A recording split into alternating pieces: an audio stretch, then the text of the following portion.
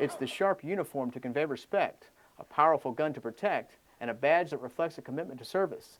But beyond the uniform, it's the men and women who choose this profession, and more importantly, the countless number of hours of intense training they put in to attain the career of their dreams.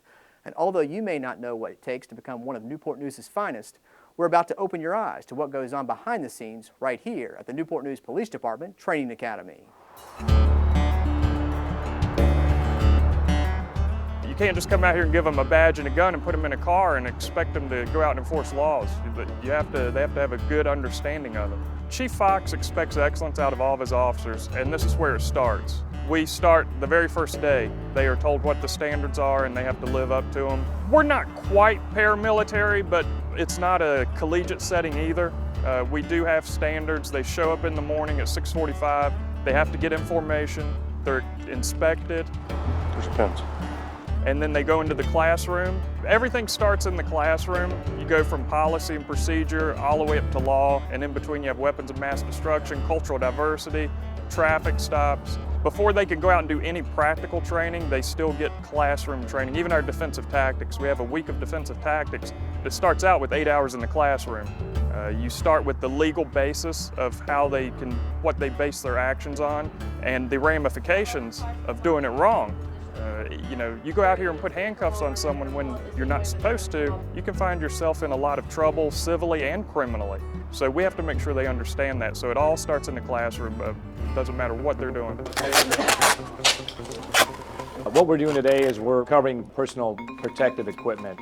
That involves their chemical suits, the boots, the gloves, the gas masks, or the ensemble that we call PPE, and that's for any situation that arises that may affect our breathing or our skin conditions that we have to enter. And I know this suit is a little raggedy. Yeah, that's fine. Because like I said, the bottom is tore up a little bit. It's a training suit, so we're going to simulate the rest. To be an instructor for the Recruit Academy, I think personally is a privilege. It's an honor. It's something that gives me the opportunity to show my experience and my expertise to pass it on to them. It can be stressful at times in the academy. You're studying for tests, and you have physical training going on, and you're doing a lot of different things that you're dividing your focus on. And when you go to a regional academy, a lot of things are very generalized because they're teaching to a broader audience because they have to. We're fortunate to have the opportunity now that we can be very specific. We can say this is how we do it at Newport News.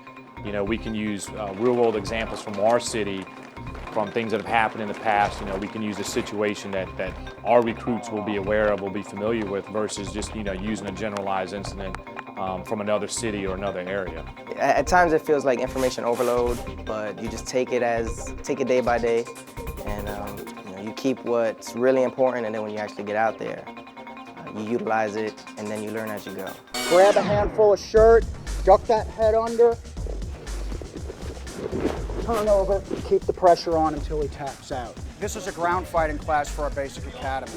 And essentially what they're doing is we're giving them an opportunity to engage in a rather intense confrontation with a partner. It's a dynamic exercise. It incorporates a limited variety of techniques that we're hoping that they'll retain in the short amount of time that we have to do this, so that in the event that they should end up on the ground, they have some skills to deal with that. Well, this is typically a class that sticks pretty close to them for the rest of the academy and beyond.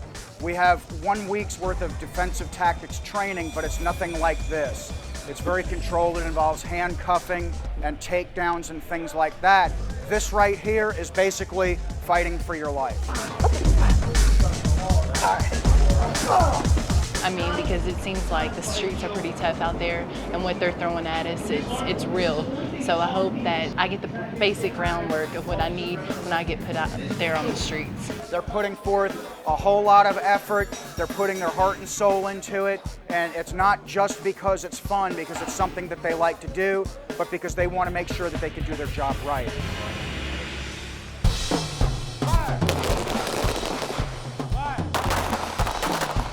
Fire!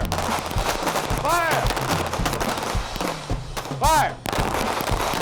We're currently at the Newport News Police Department firing range, which is located on Fort Eustis Army Base. Yeah, we utilize it all year long. Rain, shine, snow, heat, we're out here. We try to replicate whatever the call is going to be on the street. You got to be able to deal with it here.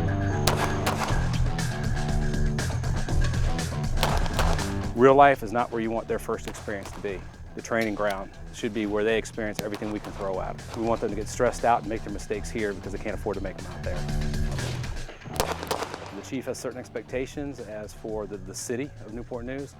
They want their officers to be the most professional and proficient at their skill set for their city. And we can guarantee that this way. By taking them from a young pup and putting them up there to where they're the best they can be as they come out on the streets. I mean, this is the foundation. It will help us survive. And I hope one day I don't have to use it, but I know in the back of my head that I've got the foundation to use it. Dispatch 1599, traffic stop. Well, what we're doing today is evaluating the recruits and their response to a suspicious vehicle. Go ahead, put your hands on the roof. It's very important. One of the most dangerous things a recruit has to deal with, or a police officer does in the street, is dealing with a traffic stop. And in a situation where they know the vehicle is stolen, they do not know what to expect, so they have to be on their guard at all times. Step away from the vehicle. You could be in a situation and be tactfully sound, but then once you get into the legal aspect, it kind of makes you pause for a second, and that second could kill you. Like I said, I come from the Air Force, and did law enforcement in the Air Force, but it's completely different out here.